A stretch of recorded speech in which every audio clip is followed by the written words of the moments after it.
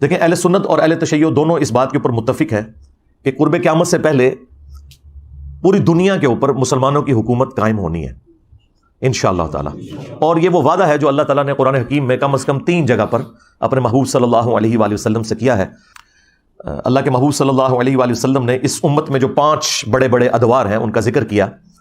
اللہ تعالیٰ جب تک چاہے گا تم میں نبوت رہے گی، یعنی میرا وجود باقی رہے گا، پھر اللہ تعالیٰ مجھے اٹھا لے گا اور پھر میری وفات کے بعد خلافت علی منہاج النبوہ قائم ہو جائے گی، اور وہ بھی جب تک اللہ چاہے گا وہ رہے گی.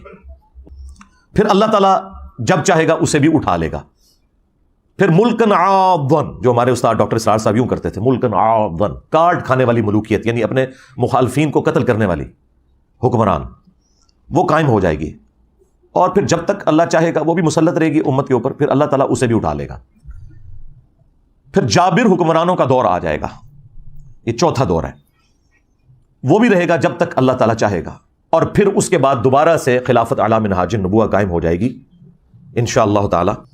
اور پوری امت لیول کے اوپر جو خلافت علی منہاج النبوہ ہے وہ عمر بن عبدالعزیز کے دور میں نہیں آئی ہے، نہ خلفائے راشدین کے دور میں آئی ہے، وہ قرب قیامت میں ہی آنی ہے جب پوری دنیا کے اوپر مسلمانوں کا غلبہ ہوگا. آج تک امت میں یہ وقت نہیں آیا کہ پوری دنیا پہ مسلمانوں کا غلبہ ہو. تو اس سے مراد یہ 5واں جو دور ہے وہ امام محمد مہدی رضی اللہ تعالیٰ عنہ علیہ السلام کا دور خلافت ہے انشاءاللہ تعالی. ہم نہ دیکھ سکے، ہماری آنے والی نسلیں انشاءاللہ ضرور اسے دیکھیں گی. اور امام مہدی کے لیے میں نے آپ کو پہلے بھی بتایا کہ یہ ضروری ہے کہ ان کے آنے سے پہلے فرقے ختم ہو جائیں. ادروائز سنیوں میں آ گئے تو شیعہ نے نہیں ماننا، شیعہ میں آ گئے تو سنیوں نے نہیں ماننا، یہ ذہن میں رکھیے گا. تو پہلے تو لوگوں کو سمجھ نہیں آتی تھی کہ یہ کیسے ہوگا کہ اتنی بڑی فرقہ واریت کی دراڑ ختم ہو. لیکن دیکھیں اللہ تعالیٰ نے ہمارے اس چھوٹے سے پلیٹ فارم کی برکت سے ہماری زندگی میں ہمیں ان 12 سالوں میں وہ کچھ دکھایا کہ 1200 سال کی جو گمراہی تھی فرقہ واریت کی، اللہ تعالیٰ نے اسے کیسے ختم کیا. تو لوگ دوبارہ سے رسول اللہ صلی اللہ علیہ وآلہ وسلم کی مبارک ذات کی طرف متوجہ ہوئے ہیں. اہل البیت کا مقام انہیں پتہ چلا ہے، خلفائے راشدین کی عظمت ان کے دلوں میں جاگی ہے الحمدللہ. اور فرقوں کے بزرگ بابوں سے جان چھوٹ گئی ان کی. جس طرح توحید میں وہ ایک اللہ کے ماننے والے ہو گئے، اسی طریقے سے اطاعت میں وہ بابوں کی بجائے ایک اس شخص کے ماننے والے ہو گئے کہ جس کی قبر مدینے میں ہے. اب آخر میں وہ میں 12 صحیح الاسناد احادیث بیان کر دوں 12ویں امام یا 12ویں خلیفہ کی نسبت سے. پہلی حدیث بخاری اور مسلم دونوں میں موجود ہے. رسول اللہ صلی اللہ علیہ وآلہ وسلم نے فرمایا، تمہاری اس وقت کیا شان ہوگی جب عیسیٰ ابن مریم تم میں اتریں گے، یعنی قرب قیامت میں. وَإِمَامُكُم مِّنكُم، اور تمہارا امام تم میں سے ہوگا، یعنی امام جو ہے یہ امت ہوگی. اور عیسیٰ ابن مریم جو کہ اولو العزم پیغمبر ہیں، ان 5 اولو العزم پیغمبر جو سورۃ الاحزاب اور سورہ الشورى میں آئے، ان میں سے ایک اولو العزم پیغمبر مقتدی ہوگا اور امام وَإِمَامُكُم مِّنكُم، تمہارا امام تم میں سے ہوگا. دوسری حدیث مسلم شریف میں ہے، نبی صلی اللہ علیہ وآلہ وسلم نے فرمایا کہ میری امت کا ایک گروہ قیامت تک حق کے لیے لڑتا رہے گا حتیٰ کہ عیسیٰ ابن مریم نازل ہوں گے. اور مسلمانوں کا امیر ان سے کہے گا کہ آپ ہمیں نماز پڑھائیں، تو وہ کہیں گے کہ یہ اللہ تعالیٰ نے فضیلت اس امت کو دی ہے کہ تم میں سے بعض کے امام ہوتے ہیں، تو امامت تم کرو گے، اور یہ امام محمد مہدی علیہ السلام ہوں گے. تیسری حدیث بھی بخاری اور مسلم دونوں کے اندر ہے. نبی صلی اللہ علیہ وآلہ وسلم نے فرمایا، میری امت کے آخر میں ایک ایسا خلیفہ آئے گا جو مال بھر بھر کر دے گا لوگوں کو. وہ راوی حدیث جو ہیں وہ پوچھتے ہیں اس صحابی سے کہ کیا اس خلیفہ سے مراد عمر بن عبدالعزیز ہیں؟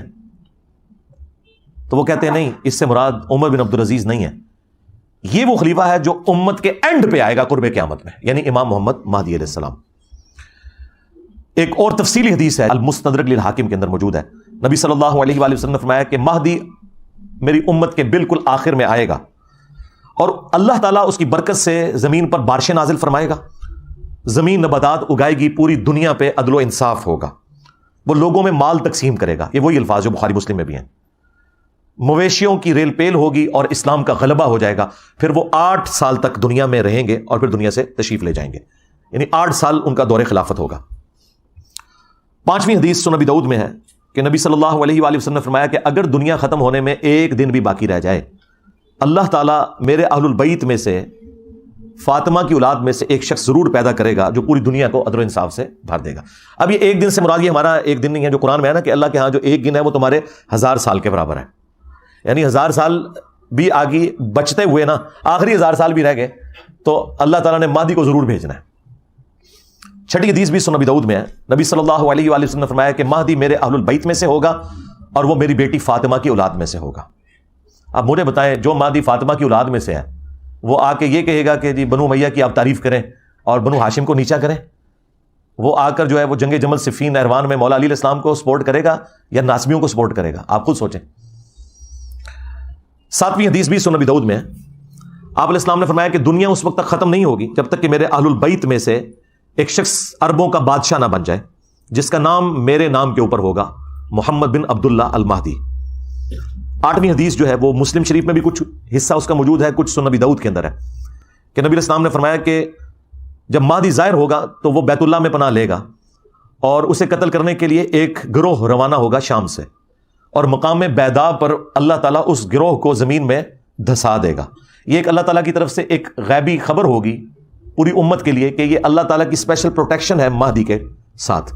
تو وہ لشکر زمین میں جب دھسایا جائے گا، یہ اس بات کا ثبوت ہوگا۔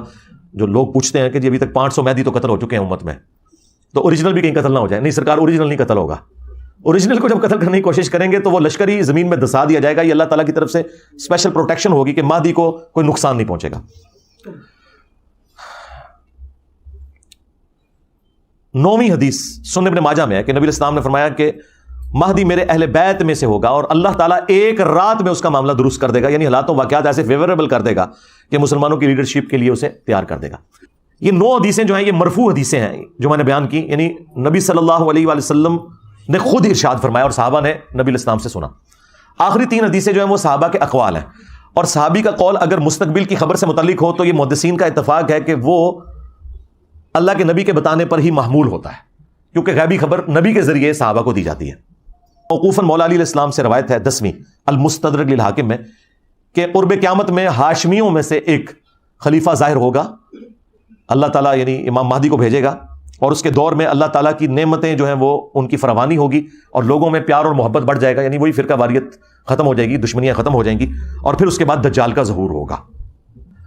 11 نمبر حدیث ابن عباس سے موقوفاً ہے، مصنف ابن ابی شیبہ کے اندر۔ وہ کہتے ہیں کہ ہم اہل بیت میں سے ایک نوجوان ظاہر ہوگا قرب قیامت میں، امام مہدی، اور اس پر بہت زیادہ فتنے وارد ہوں گے، لیکن اللہ تعالیٰ اسے تمام فتنوں سے محفوظ رکھے گا، یعنی اللہ تعالیٰ کی ایک غیبی تائید ہوگی۔ اور پھر ابن عباس کہتے ہیں کہ وہ اہل بیت کا نوجوان اس امت کے معاملے کو سیدھا کر دے گا، جو ٹیڑھے راستے پر ہوگا ان کو بالکل سیدھا کر دے گا۔